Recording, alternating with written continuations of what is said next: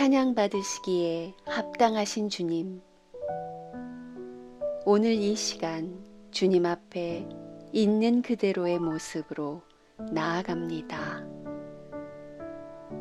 우리를 안아주시고 우리 영혼을 씻어주시니 감사합니다. 아버지께서 우리를 이 모습 이대로 받아주신 것처럼 우리도 이웃과 만유를 있는 그대로 받아들이게 하소서. 입술의 고백이 아닌 가슴에서 일어나는 감사, 노력으로 드리는 감사가 아닌 저절로 우러나는 감사, 1000번의 감사 뒤에 단 한 번의 불평 없는 감사, 원망과 초조가 말끔히 가신 빈 마음으로 존재 가득 울리는 감사로 하느님께 영광 돌리기를 원합니다. 우리의 감사와 찬양을 기뻐 받아주소서. 말씀으로 한없는 은혜를 내려주소서. 우리를 구원하신 예수 그리스도의 이름으로 기도드립니다. 아멘.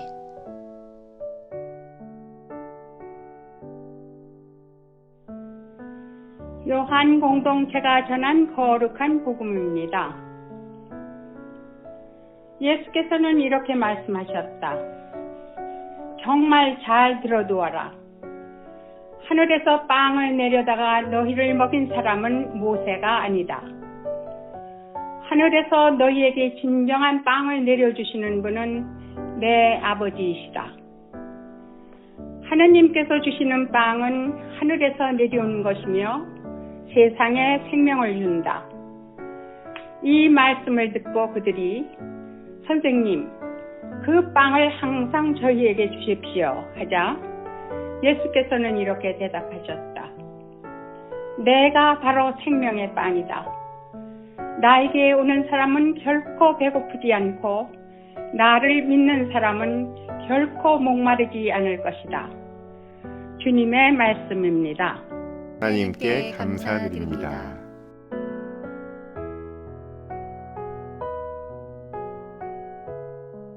할렐루야! 하나님 아버지와 우리 주 예수 그리스도로부터 오는 은혜와 평강이 이 자리에 계신 모든 분들과 함께 하시기를 바랍니다. 식사는 하셨습니까? 라는 인사는 요즘에 거의 들어보기 힘든 인사입니다. 가끔 TV에서 보면 저처럼 머리가 짧은 사람들이 양복을 입고 허리를 90도로 굽히고 이런 인사를 건네는 경우가 있는데, 이럴 때는 인사 뒤에 형님이라는 말이 붙어야 인사가 완성되죠. 그런 경우가 아니고서는 어지간히 먹고 살게 된 요즘에는 듣기 쉽지 않은 인사말입니다. 오히려 상대가 식사를 하지 않았다고 대답한다면 무슨 요즘에 새로운 다이어트 요법이 있길래 끼니를 건너뛰셨는가, 그 사연을 궁금해하거나 정보를 좀 얻고 싶어하는 게 요즘의 트렌드인 것 같습니다. 그동안 우리는 풍성한 은혜를 입고 살아왔습니다. 세상이 요즘은 좀 어수선하고 시장 보기가 좀 두렵긴 하죠. 그렇지만 지금까지 보살펴 주신 은혜, 끼니 걱정은 하지 않게 된 은혜를 우리가 기억은 하고 있는지 돌아보면서 오늘 이 시간 감사하는 마음으로 함께 하늘 뜻 펴겠습니다. 먼저 추수감사절 이야기를 함께 나누고 싶습니다. 추수감사절은 필그림들이 메이플라워 호를 타고 이곳에 도착하면서 시작된 사건입니다. 1620년 추운 겨울에 순례자들이 케이코드 프로빈스타운에 일단 도착했을 때 그들은 이미 추위와 질병으로 절반 가까이 죽음을 맞이한 상태였어요. 한 가지 사실은 애초에 탑승한 103명 모두가 필그림은 아니었습니다. 순례자들과 장사꾼들이 섞여 있었습니다. 그러나 그들은 추위와 고통 그리고 굶주림으로 죽음을 앞두고 있었던 거예요. 신대륙에서 신앙의 자유를 꿈꾸던 순례자들은 먼저 절망을 맛봐야 했고, 새로운 기회를 꿈꾸던 장사꾼들은 일확천금이 전에 명줄이 끊어지지 않기를 기도했습니다. 그렇게 겨울을 그 갈고리처럼 생긴 케이코드에서 보내고 봄이 되어 플리머스에 도착했습니다. 그 땅의 이름이 원래 플리머스가 아니라 도착한 사람들이 그렇게 이름을 붙인 거예요. 이유는 간단합니다. 출발한 곳이 영국의 플리머스라는 지역이었어요. 그래서 도착한 곳도 신대륙의 플리머스라고 이름을 붙였습니다. 우리 교회에서 1시간쯤 거리인데 저도 손님이 오시면 가끔 동행하는 장소이기도 합니다.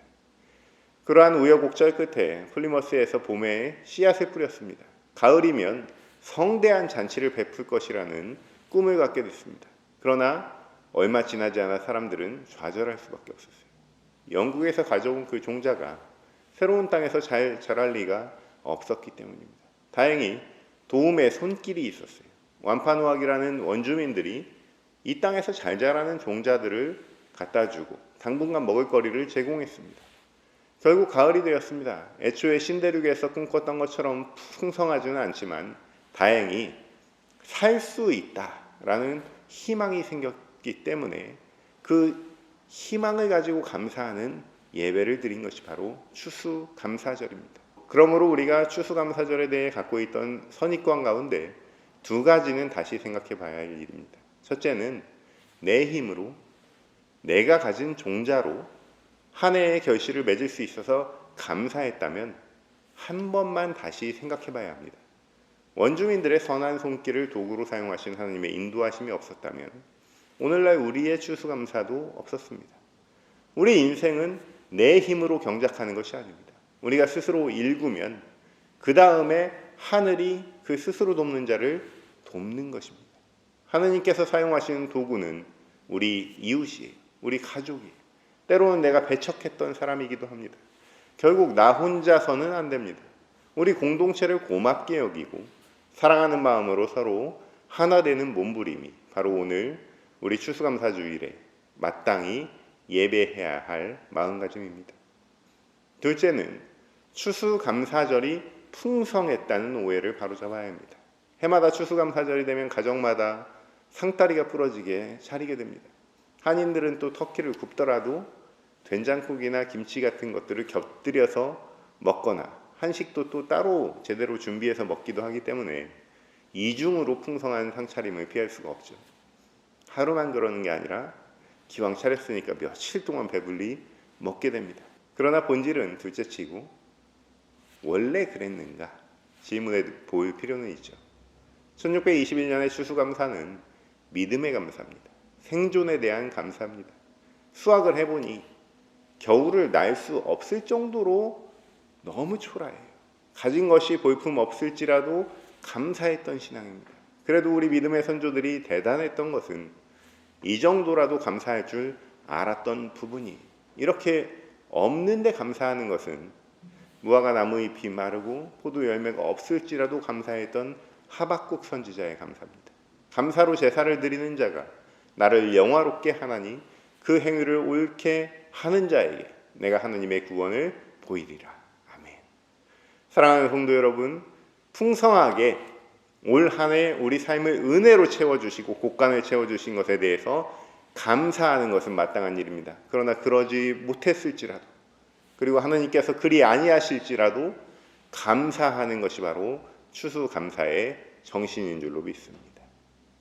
오늘 성경 말씀을 보면 감사할 줄 모르는 사람들이 보입니다.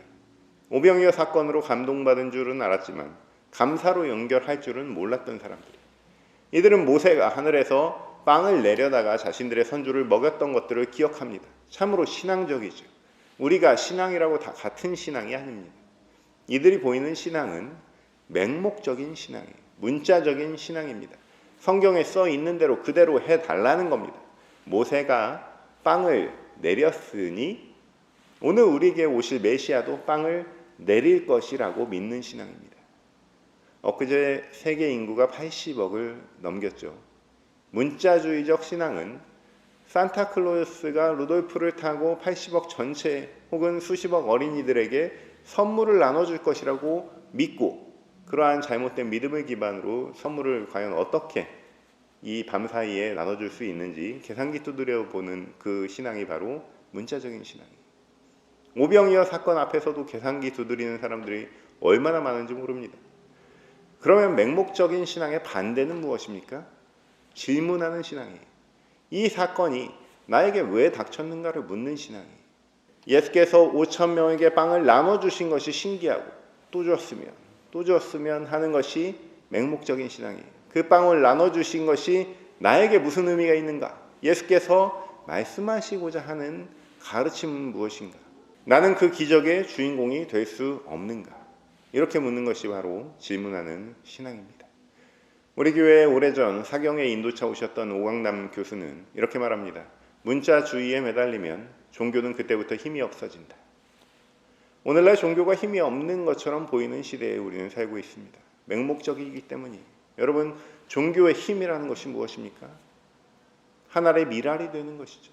최선을 다해 사랑하는 차원을 넘어서 죽기까지 사랑할 때 오는 그런 힘이에요. 이태석 신부가 의사가 되지 않았을 때 어머니는 눈물을 흘리셨을 겁니다. 그러나 선교지 남수단에 가서 하나의 미랄이 돼서 수천 명을 평생 동안 고치고 그 아프리카 오지의 아이들이 57명이 작년에 의사가 됐습니다. 그 아이들은 다시 하나의 미랄이 될 거예요. 그 결실이 다시 풍성하게 맺히겠죠. 미랄의 사건을 내 사건으로 인식할 때 힘이 있습니다.